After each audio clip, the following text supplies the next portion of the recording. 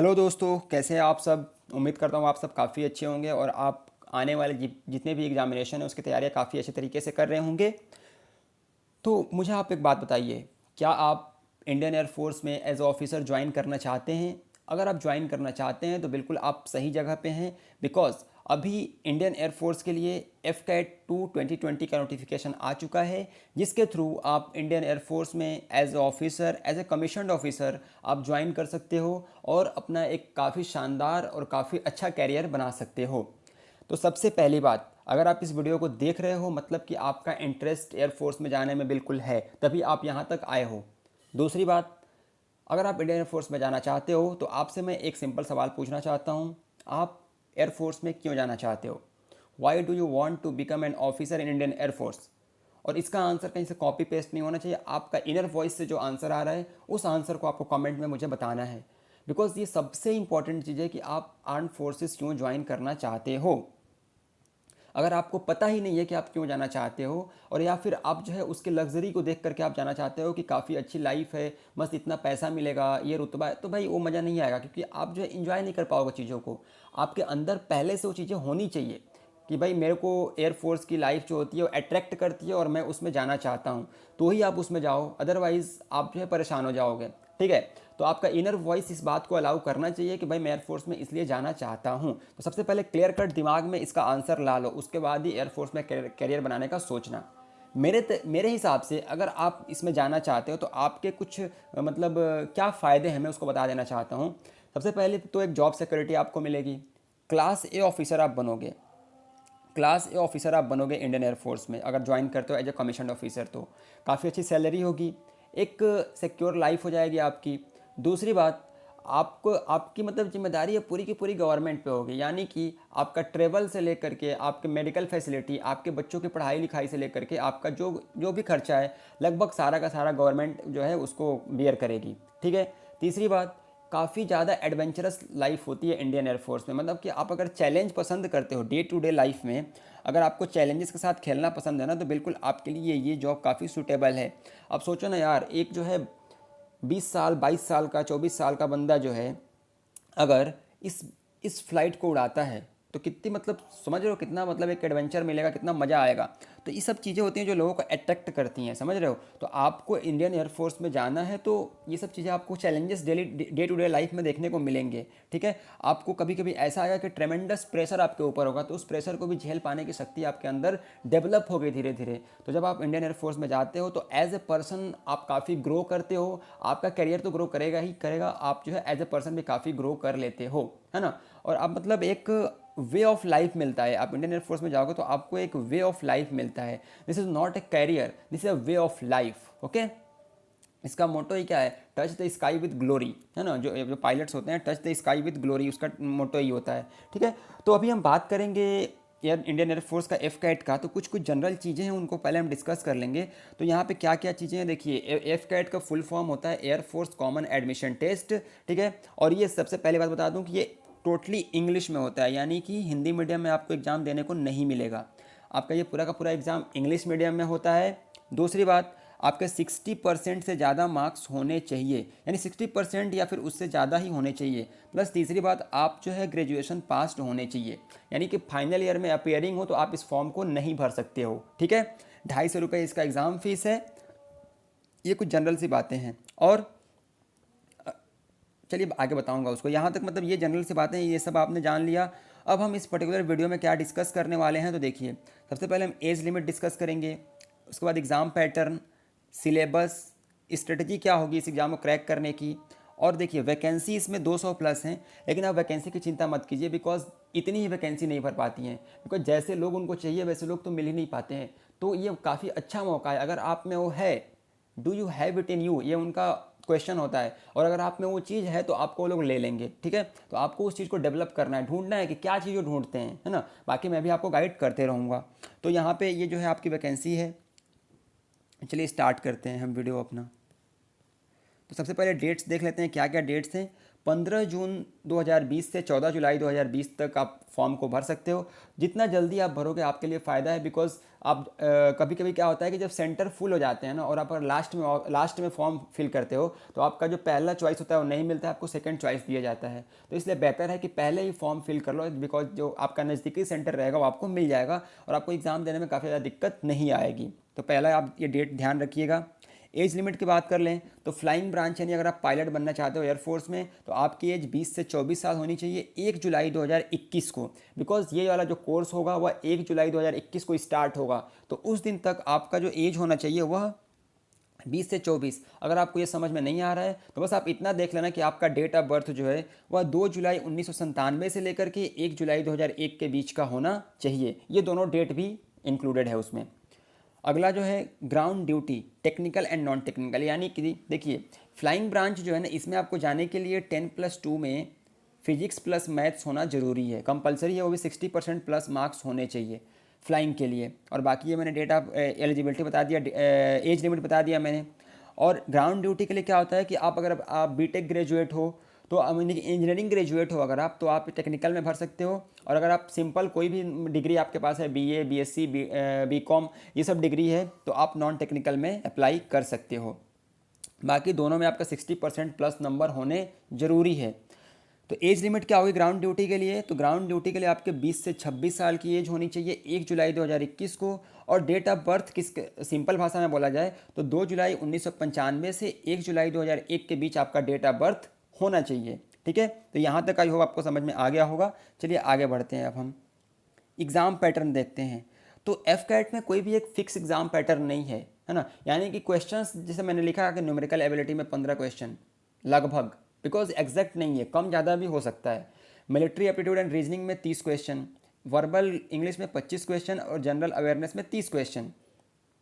कुल मिला के 100 क्वेश्चन होते हैं, एक क्वेश्चन 3 नंबर का, यानी टोटल 300 मार्क्स का ये एग्ज़ाम होता है। और इसके लिए आपको सही क्वेश्चन के लिए +3 और गलत क्वेश्चन के लिए -1 मार्क्स दिया जाता है। टोटल 120 मिनट का टाइम मिलता है। इसमें आपको पूरे सेक्शन को अटैम्प्ट करना होता है। ये जो नंबर्स मैंने लिखे हुए हैं ये वेरी करते हैं, यानी कि 15, 15, 30, 25, 30, ये एग्जैक्ट नहीं है, ये कम ज़्यादा भी हो सकता है एग्ज़ाम में, है ना।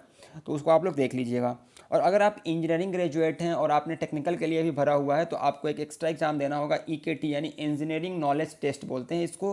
45 मिनट का एग्ज़ाम होता है, 50 क्वेश्चन होते हैं और 150 मार्क्स का क्वेश्चन, मतलब टोटल 150 नंबर होते हैं इसको आपको अलग से क्वालिफाई करना पड़ता है।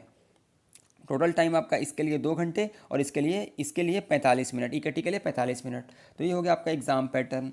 अगर हम सिलेबस की बात करें तो देखिए सिलेबस अगर हम देखें तो इंग्लिश में आपका synonyms, comprehension, error detection, antonym, vocab का टेस्टिंग किया जाता है। सेंटेंस कंप्लीशन यानी कि कुछ एक पैसेज दे दिया जाएगा, उसको आपको मतलब कैसे फिल करना है वो पैसेज फिल करना होगा। उसके बाद idiom and phrases, one word substitution, तो ये सब कुछ चीज़ें पूछी जाती हैं। रीडिंग कॉम्प्रिहेंशन पूछा जाता है।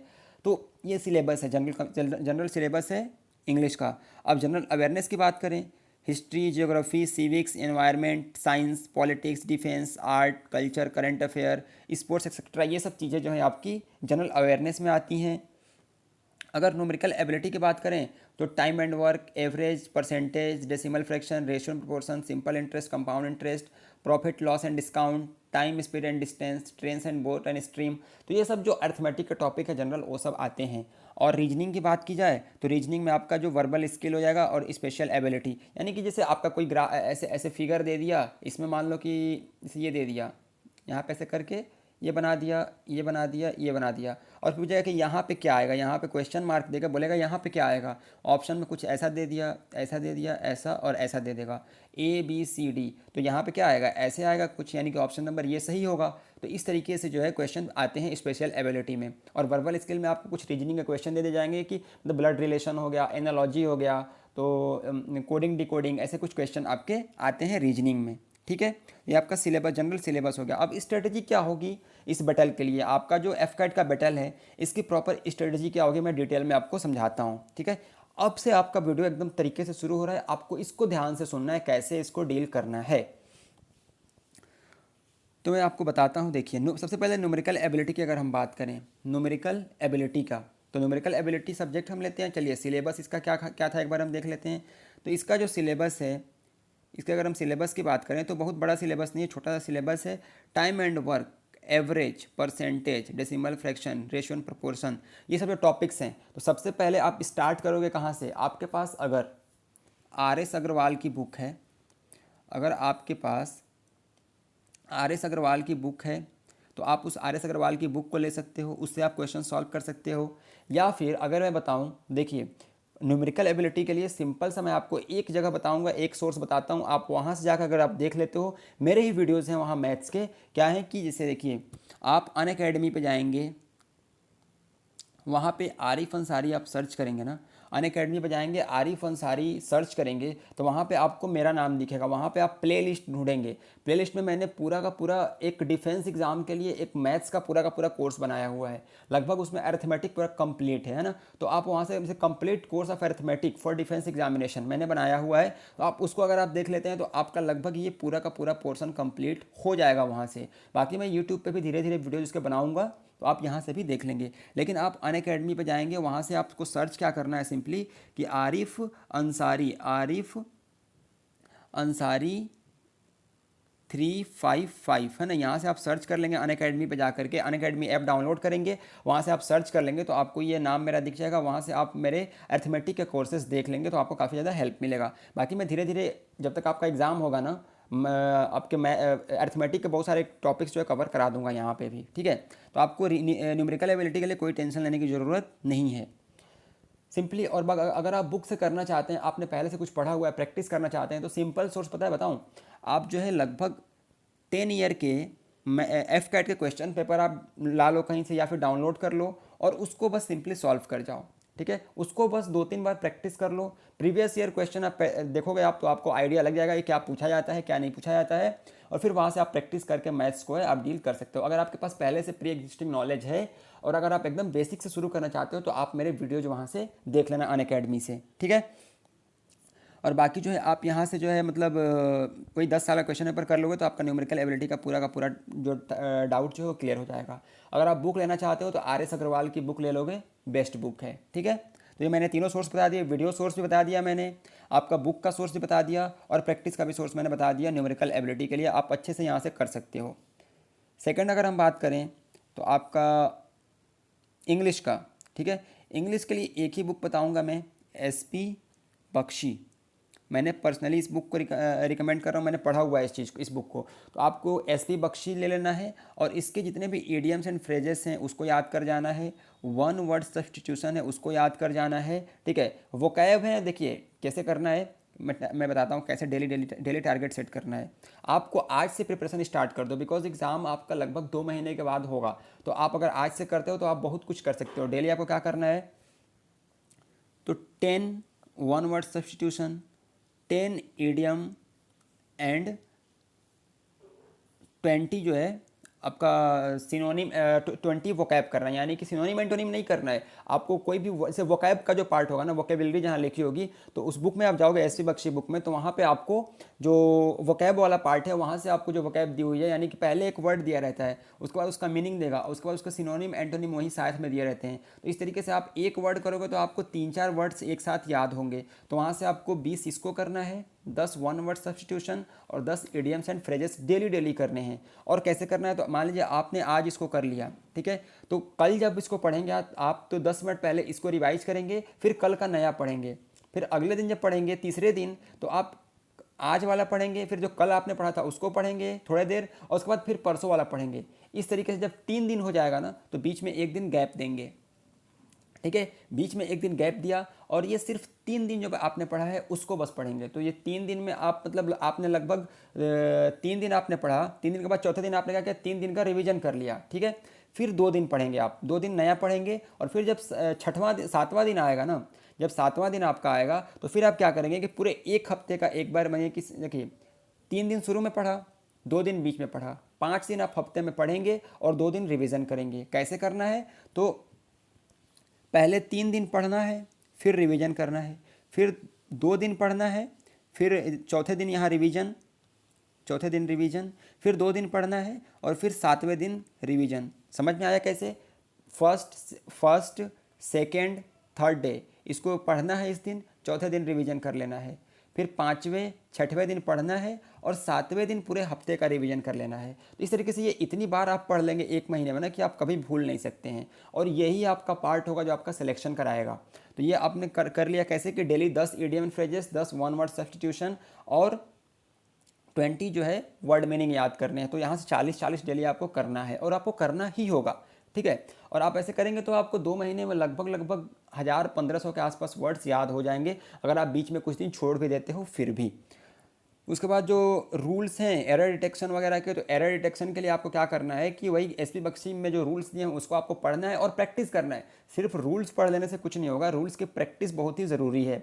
तो रूल्स की प्रैक्टिस आप करेंगे एसपी बख्शी से ही, उसी में से आपको पूरा का पूरा मटेरियल मिल जाएगा। आप प्रीवियस ईयर क्वेश्चन जो होते हैं उनसे भी आप प्रैक्टिस कर सकते हैं। सबसे मस्ट प्रीवियस ईयर क्वेश्चन है, रूल्स यहाँ से पढ़ लिए, प्रीवियस ईयर क्वेश्चन पे आप टेस्टिंग करेंगे अपने नॉलेज का, ठीक है। लेकिन पहले यहाँ पे टॉपिक वाइज टेस्टिंग करेंगे एरर डिटेक्ट करने का, फिर आप मिक्सलेनियस में जाएंगे। नहीं तो आप अगर पहले ही यहाँ से एरर डिटेक्शन पढ़ लिए और फिर आप डायरेक्ट चले जाएंगे कि टेस्टिंग मतलब हम प्रीवियस ईयर क्वेश्चन लगाएंगे, तो फिर आप वहाँ पे मिक्स में दे दिया जाएगा, आप समझ नहीं पाओगे और डिमोटिवेट हो जाओगे। तो पहले लगभग मान लीजिए कि आपने पढ़ा नाउन, तो नाउन के कम से कम 50 क्वेश्चन आप बनाएंगे। जब नाउन के 50 क्वेश्चन आपने बना लिया, फिर आप मूव करेंगे प्रोनाउन पे, और जब आपने नाउन प्रोनाउन वर्ब एडवर्ब जब पढ़ लिया, फिर आप मिसलेनियस जाएंगे, तो ताकि आपके कुछ क्वेश्चंस बन जाएं, ठीक है। फिर आपको क्या करना है, डेली टारगेट में बता दिया मैंने, डेली टारगेट वोकैब का पूरा मैंने बता दिया आपको कैसे करना है। देखिए कॉम्प्रीहेंशन का बता रहा हूँ आपको, डेली एसपी बख्शी की बुक से ही डेली कम से कम 3 रीडिंग कॉम्प्रिहेंशन के पैसेज करने हैं। उसमें दिया हुआ है बहुत सारे 40-50 पैसेज दिए हुए हैं, तो डेली 2 या 3 पैसेज वहाँ से करना है और न्यूज़पेपर पढ़ना है, ठीक है। न्यूज़पेपर कोई सा भी, times of India, Indian express, the Hindu, जो भी मन करे आपको, या फिर कोई भी बुक उठा लो यार, कुछ भी पढ़ो लेकिन इंग्लिश पढ़ो, बिकॉज उससे क्या होगा कि आपका अंडरस्टैंडिंग डेवलप होगा, और English is all about understanding, ठीक है। तो वहाँ से आप जो है रीडिंग कॉम्प्रिहेंशन कर लोगे, ठीक है। और बाकी आपने रीडिंग अगर अच्छे से कर लिया तो आपका ये फिलिंग वाला पार्ट आराम से हो जाएगा। अगर आपका वोकैब हो ही गया है तो इंग्लिश में 3 पार्ट ही तो होते हैं, इंग्लिश में 3 पार्ट, आपका ग्रामर होता है, प्लस वोकैब होता है, और प्लस रीडिंग कॉम्प्रिहेंशन होता है। ये मैंने बता दिया, ये भी मैंने बता दिया, और ये भी मैंने बता दिया, तो इंग्लिश का ये पूरा प्रॉपर सेट होगा। और आप क्या करोगे कि ये सब जितना भी करोगे और इसकी फाइनल प्रैक्टिस आपको प्रीवियस ईयर क्वेश्चन से ही करना है, ठीक है। इंग्लिश की बात हो गई। अब जनरल अवेयरनेस, ये काफ़ी वास्ट होता है, तो इसमें मैं सेलेक्टिव कुछ चीज़ें बताऊंगा, आपको वही करना है। हिस्ट्री आप पढ़ोगे, सबसे पहले बुक बता दे रहा हूँ, मनोहर पांडे की एक अरिहंत पब्लिकेशन की बुक आती है, उसको आपको प्रीफर करना है, ठीक है। इसमें आप क्या करोगे, मनोहर पांडे में हिस्ट्री में सबसे पहले आप स्टार्ट करोगे मॉडर्न इंडियन हिस्ट्री से। मॉडर्न इंडियन हिस्ट्री आप सबसे पहले ख़त्म करोगे, फिर आप जाओगे मेडिएवल में। मेडिएवल में क्या पढ़ना है, तो आपको पढ़ना है दिल्ली सल्तनत पढ़ना है, और फिर मुगल्स पढ़ने हैं, ठीक है, मुगल्स पढ़ लेने हैं, ठीक है। यहाँ से ये हो गया। और फिर अगर टाइम अलाउ करता है तो विजयनगर किंगडम भी आप पढ़ लेंगे, ठीक है। इतना करने के बाद सबसे पहले मॉडर्न पूरा अच्छे से, मॉडर्न को तो आपको कम से कम 2 से 3 बार पढ़ना पड़ेगा, बिकॉज मैक्सिमम क्वेश्चन आपके यहीं से मॉडर्न इंडियन हिस्ट्री से ही मिलेंगे। तो यहाँ से आपने ये कर लिया, उसके बाद आपका दिल्ली सल्तनत और मुगल कर लिया, और उसके बाद जब आप एंशियंट में जाएंगे तो एंशियंट में आपको क्या करना है, तो जैनिज़्म, बुद्धिज़्म, उसके बाद आपका मौर्य, गुप्ता, ये चारों को काफ़ी अच्छे तरीके से कर लेना है, ठीक है। तो लगभग आपके हिस्ट्री के जो भी क्वेश्चन आएंगे 90% 95% चांसेस हैं कि इसी में से आएंगे। तो भाई इतना सेलेक्टिव करेंगे, अगर इतने क्वेश्चन हमारे मिल रहे हैं तो हम क्यों फालतू का दिमाग ख़राब करने जाएं, इसमें से ही कर लिया जाएगा, ठीक है। अब अगर बात करें ज्योग्राफी की, तो ज्योग्राफी की बात अगर हम कर रहे हैं तो ज्योग्राफी आपका सिंपली कि भाई कौन सी रिवर्स कहाँ से निकलती हैं, तो वो भी आपको मनोहर पांडे से ही करना है, ठीक है। मनोहर पांडे से जो मतलब बहुत ही ब्रीफ में दिया हुआ है, बस उतना आप कर लेंगे जो मनोहर पांडे में है, ज्योग्राफी मोर देन सफिशिएंट है। बाकी आपका एनवायरनमेंट भी उसी में कवर हो जाएगा। साइंस का जो हिस्सा है ना, आपको मेनली फोकस करना है कि देखिए कौन सी जो मतलब यानी कि कौन से विटामिन की कमी से कौन सा डिजीज़ होता है, ठीक है। कौन सी डिजीज़ वायरस से, कौन से बैक्टीरिया से, यानी कि कौन सी चीज़ मतलब यानी कि वायरस से, बैक्टीरिया से, प्रोटोजोआ से, फंगई से कौन सी बीमारियां होती हैं, ये सब आपको पता होनी चाहिए, ठीक है। आरबीसी क्या होता है, डब्ल्यूबीसी क्या होता है, आपको पता होना चाहिए। टीबी का इन्वेंशन, टीबी का जो वैक्सीन होता है उसका खोज किसने किया, ठीक है, आरबीसी का खोज किसने किया, पीएच वैल्यूज़ क्या होती हैं, तो ये सब चीज़ें आपको किसने डिस्कवर किया, क्या चीज़, ये सब बहुत अच्छे से याद होना चाहिए।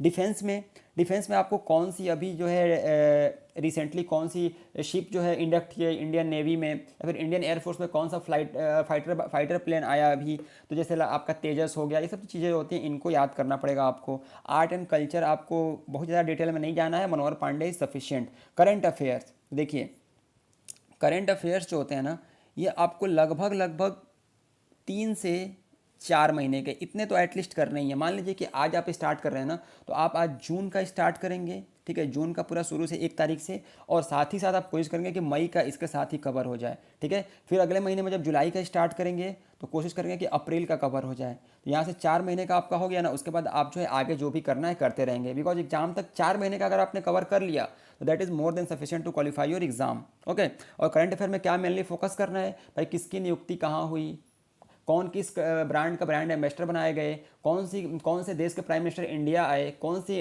देश में हमारे प्रधानमंत्री गए, हमारे राष्ट्रपति गए, ठीक है, कौन सी स्टेट ने कौन सी स्कीम को लॉन्च किया, ये सब चीज़ें है ना। अभी कौन सा डे मनाया गया, जैसे 5 जून को वर्ल्ड एनवायरनमेंट डे मनाया गया, ठीक है, हंगर डे कब मनाया गया, पेरेंट्स डे कब मनाया गया, इसका थीम क्या था, इस टाइप से क्वेश्चन पूछे जाते हैं, तो उसको यहाँ से करंट अफेयर आप कर लेंगे।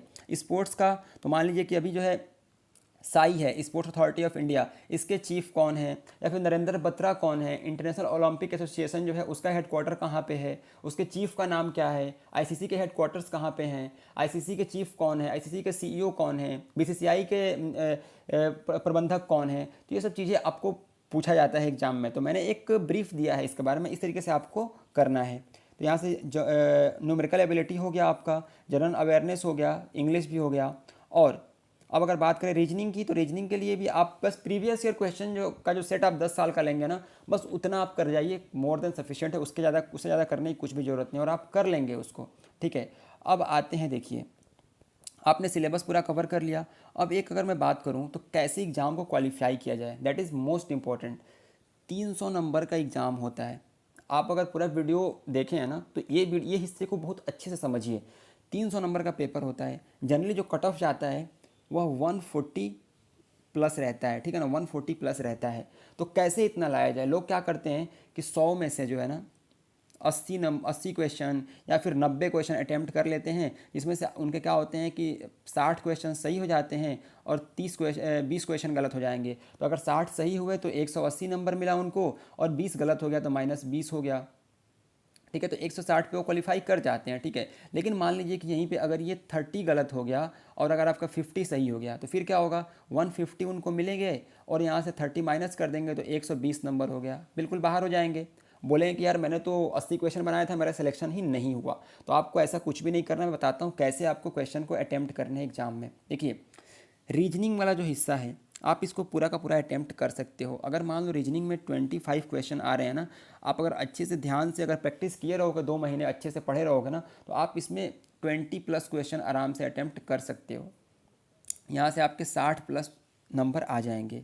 मैथ्स में मान लीजिए कि आपका 15 से 20 क्वेश्चन आया, आपने अच्छे से पढ़ा है ना, मान लीजिए कि 15 ही क्वेश्चन आया, तो आप यहाँ से लगभग 12 के आसपास क्वेश्चन कर जाओगे, ठीक है। जब 12 क्वेश्चन अगर आप करोगे तो 12 क्वेश्चन यानी कि 36 मार्क्स ही आपको यहीं से आ जाएंगे, ठीक है। इंग्लिश में अगर जो मैंने बताया कि एसपी बख्शी से अगर आप कर लेते हो अच्छे से इंग्लिश, है ना, तो कैसे वो कैब याद करना है, आरसी रीडिंग कॉम्प्रिहेंशन, पैसेज वगैरह कैसे करना है, अगर आपने उसको अच्छे से समझ लिया और उस तरीके से अप्लाई कर दिया, तो आपका इंग्लिश में जो है लगभग 30 नंबर यानी कि 30 यानी कि 90 नंबर होता है ना, तो आप आराम से 20 से 25 क्वेश्चन कर लोगे। अगर आपने 25 क्वेश्चन कर लिया तो यहाँ से आपके हो गए 75 मार्क्स हो गए, ठीक है, 75 मार्क्स। और उसके बाद जनरल अवेयरनेस, ये काफ़ी वास्ट होता है, तो मैं इसको मान के चलता हूँ कि आप इसमें से मान लो 30 क्वेश्चन में से आप सिर्फ जो है 15 क्वेश्चन ही कर पाते हो, तो भी आप 45 मार्क्स लेकर के आ जाओगे। अब आप जोड़ लो यहीं से कि 70 40 110 और 120 30 150, है ना। अब 200 के आसपास, 250 और 60 210 नंबर के आसपास टच कर जाओगे इस स्ट्रेटजी के साथ अगर आप चलोगे तो आपको एग्जाम में क्या करना है कि अगर आपको माइनस मार्किंग में नहीं जाना है, जो क्वेश्चन आ रहा है उतना करना है और मैक्सिमम अटेम्प्ट करना है मैथ्स प्लस रीजनिंग में, बिकॉज ये सेक्शन ही आपका सिलेक्शन कराएगा। यहाँ से अगर आप कुल मिला करके अगर आप 100 नंबर के आसपास ला लेते हैं या फिर 90 नंबर के आसपास ला लेते हैं, तो बिल्कुल आपका सिलेक्शन कोई रोक नहीं पाएगा, ठीक है। यानी कि आपको ओवरऑल अटैम्प्ट जो करना है वह कहीं ना कहीं 60 से लेकर के अगर आप 75 के आसपास कर लेते हैं, 60 से 75 अगर आप अटैम्प्ट करके आते हैं तो आपका सिलेक्शन बिल्कुल होगा। हाँ, लेकिन इतने में आपकी एक्यूरेसी लगभग 99% होनी चाहिए। एक दो क्वेश्चन गलत हो जाए वो तो हो जाते हैं, लेकिन इतनी एक्यूरेसी अगर आप लेके चलते हैं और 60 से 75 क्वेश्चन, देखिए मैं ये नहीं बोल रहा हूँ कि आपको इतना ही करना है, लेकिन अगर आपको क्वेश्चन पेपर टफ मिलता है, मतलब क्वेश्चन की डिफिकल्टी लेवल पर डिपेंड करता है कितने क्वेश्चन अटैम्प्ट करने हैं, लेकिन जनरली इतना होता है। ठीक है, तो ये नहीं कि भाई क्वेश्चन नहीं आ रहा है, अगर मैंने 50-60 क्वेश्चन सही सही बना दिए हैं और क्वेश्चन और नहीं बन रहे हैं तो तुक्के लगा के आ गया, तुक्के लगा के नहीं आने हैं। अगर 50 क्वेश्चन भी सही सही बना दिए हो ना तो छोड़ देना, 50 के आगे मत जाना। ठीक है, लेकिन अगर बन रहे हैं तो तुम 80-90-100 तक बना देना, कोई दिक्कत नहीं है। लेकिन अगर 50 या 60 क्वेश्चन तुम बना चुके हो, उसके आगे क्वेश्चन तुमसे नहीं बन रहे हैं तो छोड़ देना, बिकॉज मैटर नहीं करता है। आप सिलेक्शन आपका क्वालिफाई आप बिल्कुल कर जाओगे। और इवन अगर आपने 60 क्वेश्चन सही कर लिया ना तो आपको मेरिट में आने से भी कोई नहीं रोक पाएगा, अगर आप एसएसबी क्लियर कर लेते हो तो। ठीक है, तो बस simple last but not least कि भाई आपको क्या करना है, एग्ज़ाम में जो है अच्छे से, मतलब एग्ज़ाम से पहले बहुत प्रैक्टिस करनी है, बहुत मेहनत करना है, जो मैंने तरीके बताए हैं उनको अप्लाई करना है। और एग्ज़ाम में बताया मैंने कैसे नेगेटिव मार्किंग से बचना है। अगर आप 150-160 नंबर ला लेते हो तो बिल्कुल आप इन हो जाओगे। तो अगर आप मतलब श्योर हो कि मेरे इतने नंबर क्वेश्चन बन चुके हैं तो तुक्के बिल्कुल मत लगाना। ठीक है, और बाकी अगर आ रहा है तो आगे बढ़ सकते हो। तो आई होप मैंने आपको एयरफोर्स का FCAT के एग्ज़ाम के बारे में जो चीज़ें बताई आपको समझ में आई होंगी, और आप उन चीज़ों को अप्लाई करेंगे, और आपका जब रिजल्ट आएगा, आप जब पास होंगे तो मेरे को कमेंट सेक्शन में आकर ज़रूर बताएंगे। तो इसी के साथ मैं विदा लेता हूँ। पढ़ते रहिए, आगे बढ़ते रहिए। जय हिंद, गॉड ब्लेस यू।